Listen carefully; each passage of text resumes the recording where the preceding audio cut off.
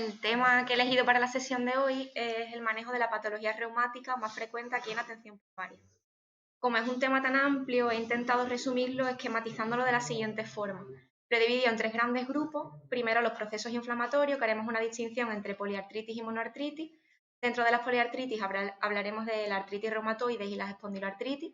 Y dentro de las monoartritis, las artritis por microcristales y las infecciones osteoarticulares.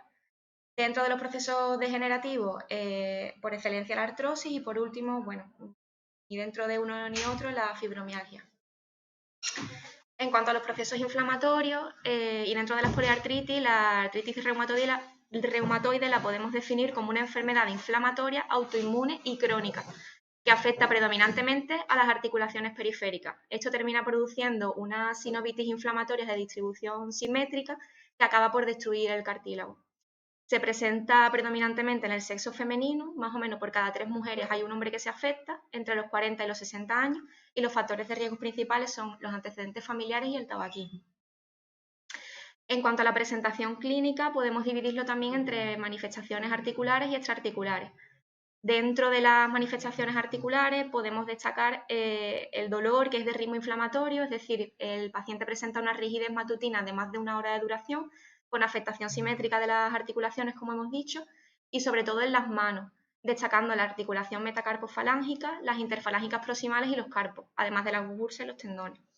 A nivel axial, característicamente se afecta la articulación albasoidea y bueno, en la exploración física también podemos detectar inflamación y derrame, con atrofia de los músculos debido al deterioro del uso de la articulación que se acaba produciendo con el tiempo. Y en cuanto a las extraarticulares, las más características son las afectaciones cutáneas, sobre todo los nódulos subcutáneos,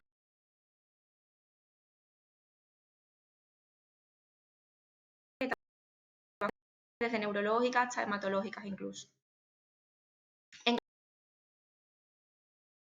Que tenemos que tener en cuenta son el factor reumatoide, que aparece en algo más de 2/3 de los pacientes, pero su especificidad es baja. ¿Qué quiere decir esto? Que si es positivo no establece el diagnóstico, pero sí que tiene un importante valor en el pronóstico. Por el contrario, el anti-CCP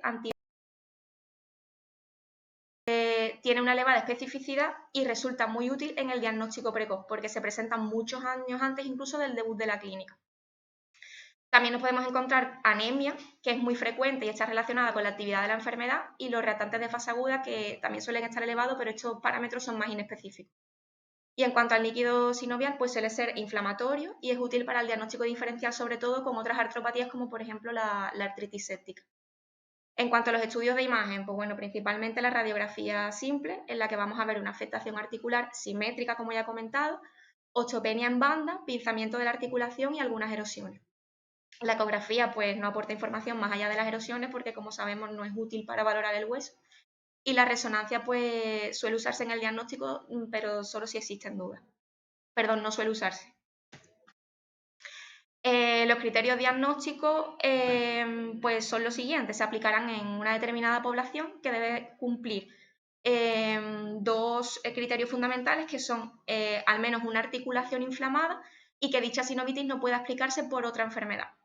Y tiene que tener una puntuación igual o superior a 6 en el siguiente sistema de puntuación, que en función de si existe afectación articular, lo que está alterado en la serología, más los reactantes de fase aguda y el tiempo de evolución, pues se establece una puntuación u otra.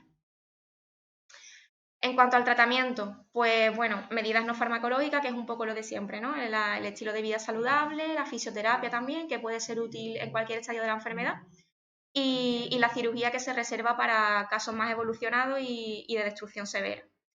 En cuanto al tratamiento farmacológico, fundamentalmente los analgésicos y los AINES, que nos ayudan a disminuir la inflamación, pero estos no alteran el curso de la enfermedad, por lo que se tienen que usar siempre acompañados a tratamientos modificadores, que son los llamados FAME. Los corticoides también se utilizan como apoyo a los FAME y se tienen que utilizar siempre en dosis bajas, menos de 7,5 miligramos de prednisona al día. Y también se pueden utilizar como infiltraciones locales. Y en cuanto a los FAME, el fármaco más empleado es el metotrexate, que es el de elección. Y bueno, también si este no funciona, pues se suelen utilizar otros que los he nombrado ahí. Pasando ya al grupo de las espondiloartritis, Pues bueno, se definen como un conjunto de enfermedades que comparten tanto características clínicas como radiológicas, patogénicas y de predisposición genética. Las características fundamentales son acción axial de las sacroiliacas y de la columna, elevada frecuencia de entesitis, asociación con el antígeno HLA-B27 y mayor tendencia a producir oligoartritis de miembros inferiores cuando existe artritis periférica. Además de otras manifestaciones sistémicas. En este grupo se incluyen varias enfermedades, pero bueno, yo me voy a centrar principalmente en la espondilitis anquilosante, la artritis reactiva y la artritis psoriásica, que son esas tres que están ahí subrayadas. La espondilitis anquilosante es la más frecuente de las espondiloartritis y la que más se relaciona con el antígeno HLA-27. Es una enfermedad también crónica, inflamatoria y sistémica que afecta predominantemente al esqueleto axial y a las entesis, como ya hemos dicho antes. Y su hallazgo más característico es la sacroileitis, la inflamación de la sacroiliaca. Se presenta fundamentalmente en varones y entre los 20 y 30 años, en varones jóvenes. Las manifestaciones articulares más características, la afectación axial y que debuta con dolor lumbar, que es el síntoma inicial más frecuente. Se acompaña también de rigidez en la mañana de al menos 30 minutos, inicio insidioso, duración de más de 3 meses y característicamente mejora con el ejercicio y con los AINES. Además también podemos ver característicamente dolor nocturno y alternante en las nalgas. El paciente también puede presentar entesitis, que suele ser resistente a AINE en ocasiones, y la más característica es la inflamación de la inserción del tendón de Aquiles. Y bueno, las artritis, las que más frecuentemente se afectan son la cadera, el hombro y los miembros inferiores. Y en cuanto a manifestaciones extraarticulares, pues la más frecuente es la uveitis anterior aguda, que en algunos casos se puede adelantar incluso a la espondiloartritis. Y bueno, el resto que son parecidas a las que ya hemos mencionado antes, la artritis reumatoide. En cuanto al diagnóstico, pues fundamental la exploración física para demostrar la limitación de la movilidad de la columna. Podemos explorarla a distintos niveles. Por ejemplo, en la columna lumbar lo que se suele hacer es el test de Chove, que consiste en poner al paciente de pie, medimos la altura de la L5 y 10 centímetros por encima. Si el paciente al flexionar el tronco, la distancia entre estas dos marcas es mayor a 5 centímetros, pues... ¿El qué, perdón? Ah, vale, que creí que... Bueno, a nivel torácico medimos la diferencia del perímetro torácico entre inspiración y expiración forzada, a nivel cervical la distancia entre el occipucio y la pared, y las sacroileitis pues las podemos explorar directamente con la palpación de la articulación o alguna maniobra que produzca dolor. En cuanto a otras exploraciones complementarias, no hay pruebas de laboratorio diagnósticas, pero sí que el HLA-27 se detecta en un gran porcentaje de los casos y puede ayudar en pacientes con clínica sugestiva. Los hallazgos radiológicos más característicos, pues bueno, la pérdida de la curvatura a nivel lumbar, la cuadratura vertebral que se produce por una esclerosis entre el ángulo antero superior y antero inferior de la vértebra y da ese aspecto de vértebra cuadrada. Los indesmofitos, que son la osificación de las capas superficiales de los anillos que van formando puentes en sentido vertical y al final pues dan aspecto de la columna en caña de bambú. En cuanto a los criterios diagnósticos, pues se establecen cuando el paciente cumple tanto el criterio radiológico como al menos uno de los 3 criterios clínicos, que son esos 3 que están ahí: el dolor lumbar de 3 meses de evolución, limitación de la movilidad lumbar tanto en los planos sagital como frontal y limitación de la expansión torácica a la inspiración y expiración forzada. Y bueno, me parece también interesante incluir el diagnóstico diferencial con la enfermedad de Forester porque creo que son bastante parecidas. Y las principales diferencias es que en la segunda se presenta en pacientes más añosos, el dolor es sobre todo de tipo mecánico, hay menos limitación de la movilidad, no tiene por qué haber sacroileitis y en la placa lo que vemos es el aspecto en cera derretida y no en caña de bambú, como comentaba antes. En cuanto al tratamiento, pues bueno, repetí un poco lo de antes, la rehabilitación y el ejercicio físico, la cirugía en casos más evolucionados y el tratamiento farmacológico, de nuevo los AINES, a dosis plenas durante al menos 4 semanas. Los corticoides también pueden ser de utilidad de forma intralesional, los orales no suelen.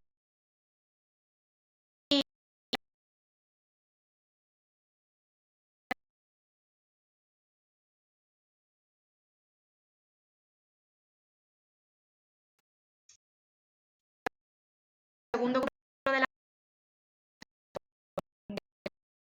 de sería la artritis reactiva. Se trata de una sinovitis estéril que se produce tras un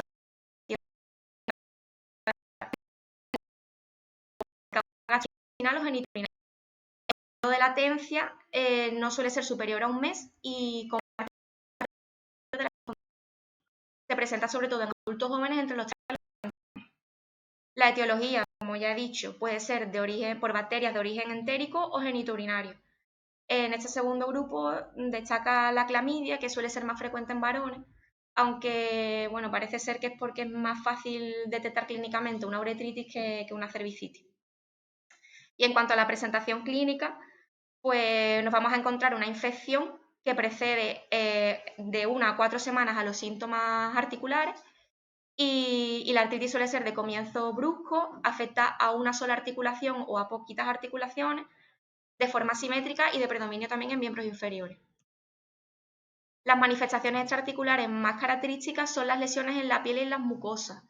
Destaca sobre todo la queratodermia blenorrágica, que son lesiones vesiculosas en palmas y plantas, que se vuelven hiperqueratóxicas y muchas veces se hacen indistinguibles de la psoriasis pustular.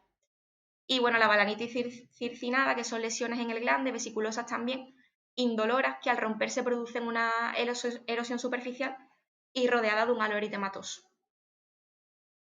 En cuanto al tratamiento, pues bueno, no me voy a repetir porque es parecido a lo que vengo comentando, los AINES, corticoides, fisioterapias y demás. Y ya por último, dentro de este grupo, la artropatía psoriásica. Afecta hasta el 30% de los pacientes con psoriasis entre los 40 y los 50 años y se produce en el 70% de los pacientes posterior a la clínica cutánea. La gravedad no se suele correlacionar con la afectación articular, que creo que es importante tenerlo en cuenta, y tampoco existe predominio sexual. En cuanto a la clínica, pues nos la podemos encontrar diferentes presentaciones, pero la más frecuente suele ser la poliartritis simétrica, que se produce hasta en el 40% de los pacientes y es similar a la de la artritis reumatoide. Las principales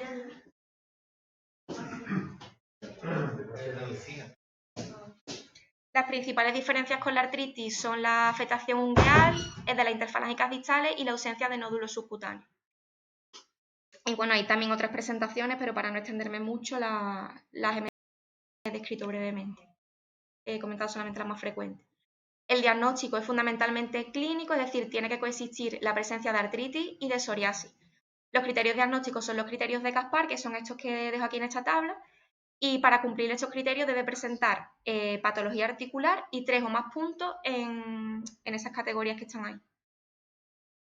En cuanto al tratamiento, pues lo mismo, ¿vale? Los AINES, si es preciso corticoides, los FAMES y el tratamiento no farmacológico, pues fisioterapia y ejercicio. Pasando ya a las monoartritis, voy a describir brevemente o hacer una diferencia entre la gota y la pseudogota, que son las más frecuentes, creo yo, aquí en atención primaria. La gota, el principal factor de riesgo, como todos sabemos, es la hiperuricemia y se presenta sobre todo en hombres menores de 60 años. ¿Cómo? Pues una monoartritis aguda, especialmente en extremidades inferiores, lo que todos conocemos como la podagra, y que es autolimitada en el tiempo. Suele iniciarse de noche con un dolor de ritmo inflamatorio de alta intensidad y los signos inflamatorios pues, suelen ser muy evidentes. En la exploración física también nos puede ayudar a buscar datos sugestivos de gota como los tofos en pabellones auriculares, la región aquilea, etc. En cuanto al diagnóstico, va a ser fundamentalmente por la artrocentesis, que es lo que nos va a aportar el diagnóstico de certeza. Además de los datos clínicos y bueno, la radiología que solo es útil en gotas de larga evolución. En cuanto al tratamiento, destacar que la hiperuricemia sintomática no se trata salvo algunas excepciones que las he mencionado ahí. Vamos a pautar principalmente AINES y colchicina, o colchicina, y se prefieren los AINES porque producen menos efectos secundarios. En caso de que el paciente presente 3 o más episodios al año, estableceremos el tratamiento preventivo con alopurina. Y bueno, de la condrocalcinosis, simplemente mencionar que creo que el diagnóstico diferencial con la gota nos lo da principalmente la radiología. Podemos observar calcificaciones en el cartílago, en los meniscos, en la sínfisis pubiana y en el ligamento triangular del carpo, que suele ser lo más frecuente. Y el tratamiento pues también es sintomático con antiinflamatorios. En cuanto a las infecciones osteoarticulares, destacamos la artritis séptica, que es un proceso infeccioso de la articulación secundario a una colonización por un microorganismo. Se produce fundamentalmente por vía hematógena y el germen más frecuente es el estafilococo áureo. Aquí he dejado una tabla porque aunque el germen más frecuente, como digo, sea el áureo, en todos los grupos etarios, dependiendo de la situación clínica, también podemos encontrar otros gérmenes característicos.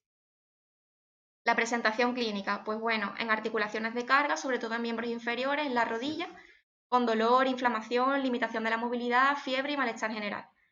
El diagnóstico nos lo va a dar fundamentalmente el estudio del líquido y es interesante también realizar hemocultivo, sobre todo en el periodo febril. Y bueno, la ecografía quizás para evaluar la presencia de líquido y poco más, porque el resto no se suele utilizar mucho. En cuanto al tratamiento, pues bueno, ingreso y tratamiento inmediato sin esperar los resultados del análisis. Hay que administrar antibioterapia sistémica empírica con cloxacilina y ceftriaxona y drenar la articulación. Y se aconseja que al menos las 2 primeras semanas el tratamiento sea intravenoso. En cuanto a los procesos degenerativos, destacar la artrosis, que como todos sabemos es una artropatía degenerativa, valga la redundancia, resultado de trastornos mecánicos que afectan de forma global a toda la articulación y esto termina produciendo una pérdida progresiva, crónica e irreversible de la función articular. Y bueno, es la patología reumática más frecuente, sobre todo en mayores de 65 años. He querido poner ahí los factores de riesgo, pero bueno, creo que más o menos todo el mundo sabemos cuáles son.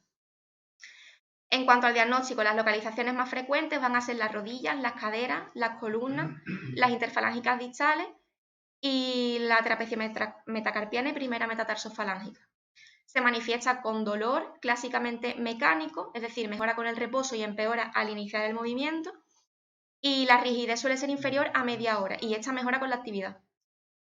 Habitualmente es de evolución lentamente progresiva y los periodos de exacerbación se alternan con los periodos asintomáticos.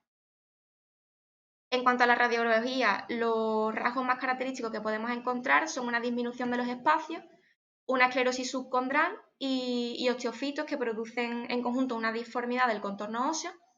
La geoda en casos en los que se produzcan escapes de líquidos hacia el hueso, que no son más que quistes.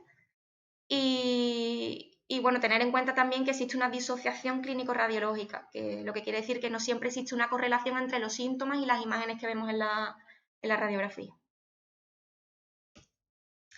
En cuanto al tratamiento, pues principalmente el paracetamol, ya que no existe un tratamiento curativo, que es el fármaco de elección. Y en caso de que no sea suficiente, pues los AINES. Y ya en artrosis más evolucionadas, pues cuando todo lo anterior no es efectivo, pues el tratamiento quirúrgico con prótesis o lo que esté indicado. Y ya por último, la fibromialgia. Comentar que no es una enfermedad, ¿vale? Que es un síndrome clínico que se caracteriza por dolor crónico localizado en el aparato locomotor, acompañados de otros síntomas, como pueden ser la fatiga, alteración del sueño, del estado de ánimo, etc. Las pacientes presentan sobre todo una hipersensibilidad al dolor que se manifiesta por la aparición de una sensación dolorosa a diferentes puntos de presión en el cuerpo. Es más frecuente sobre todo en mujeres y entre los 40 y los 49 años. La causa pues es desconocida. Parece ser que existe una agregación familiar, lo que indica que puede haber ahí como una base genética que contribuye a la aparición de la enfermedad. El diagnóstico, pues fundamentalmente clínico. La valoración inicial de una paciente con fibromialgia pues debe incluir una anamnesis detallada, evaluar también los factores psicológicos y tener en cuenta otros factores agravantes y las comorbilidades asociadas. El examen físico general, como decía antes, palpar los puntos dolorosos. Y en cuanto a las pruebas de laboratorio, pues no existe ninguna prueba específica, simplemente nos sirve para realizar el diagnóstico diferencial con otras entidades. En cuanto a las exploraciones por imagen, tampoco hay ninguna que nos ayude, y lo que sí resulta útil es el FIQ, que es un cuestionario para la evaluación de la calidad de vida. Los criterios de clasificación de la fibromialgia son los siguientes, ¿vale? Lo he dejado aquí en esta ilustración. La paciente debe cumplir, o sea, se establece una puntuación de 0 a 31 que nos ayuda a establecer el diagnóstico, vamos. El primer criterio sería índice de dolor generalizado mayor o igual a 7, que sería esta parte de aquí, ¿vale? El resultado sería en esta parte del cuadro. El índice de gravedad de los síntomas mayor, o sea, igual o superior a 5, que sería esta otra parte de aquí. Que no se ve muy bien, pero... Los síntomas deben presentarse con la misma intensidad durante 3 meses y la persona no presenta ninguna patología que pueda explicar su dolor. Y en cuanto al tratamiento, pues ya que no existe un tratamiento para la causa, porque, como he dicho, se desconoce, se debe abordar tanto de forma farmacológica como animar a la paciente que haga ejercicio y el abordaje psicológico, que estas 3 cosas son los pilares del tratamiento. No existe ningún fármaco aprobado, lo que sí se suele usar normalmente es el tramadol asociado no a paracetamol, que es lo que ha demostrado cierta eficacia. En cuanto a los AINES, no hay estudios que evalúen su eficacia y el grupo más estudiado son los antidepresivos, sobre todo el uso de la amitriptilina y la nortriptilina, son los que han demostrado que son más eficaces para mejorar tanto el dolor como la calidad del sueño y la sensación de bienestar. Y nada más. Siento si